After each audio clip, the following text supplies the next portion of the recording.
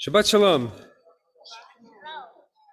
So when I was your age, or maybe a little bit older, I had a friend, one of my best friends, and he had an issue with another person who was also a friend of ours.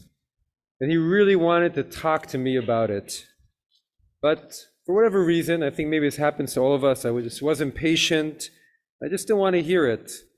So I listened a little bit and I went on to doing other things. And he kept coming to me and I kept going away to do other things.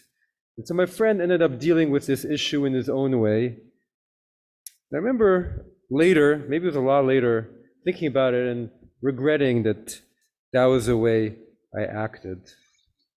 So how does it relate to our Torah portion? Our Torah portion this week is all about the plagues in Egypt.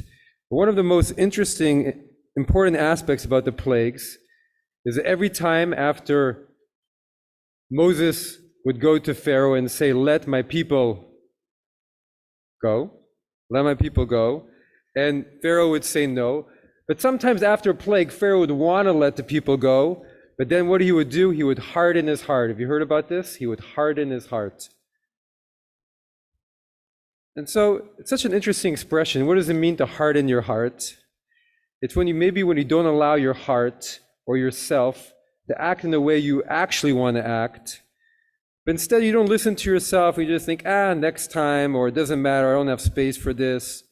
Or maybe in a much more extreme way Pharaoh did, I won't let anything get in the way of me being right and of being Pharaoh. So hardening his heart was something that Pharaoh did a lot. So what's the opposite of hardening your heart? It's trying to help other people in their times of need.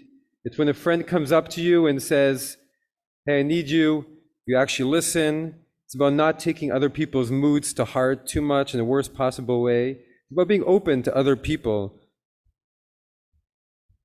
And so Pharaoh did it a lot. And at the beginning of the plagues, the Torah says that every time there was a plague, Pharaoh's heart would harden by itself. Because he was so used to making his heart hard, he would not allow any kind thought for the Israelites.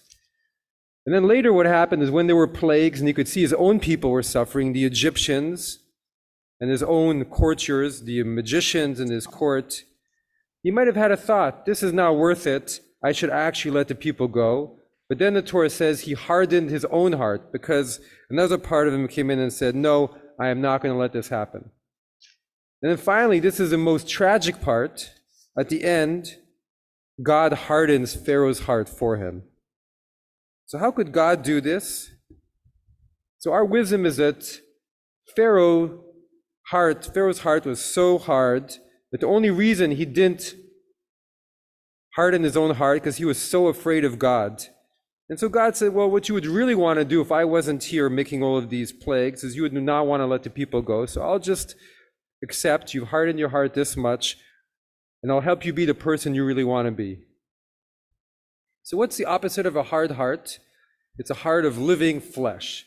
So one of our prophets, Ezekiel, says, many years after this, I'm going to remove your hearts of stone and give you a heart of flesh.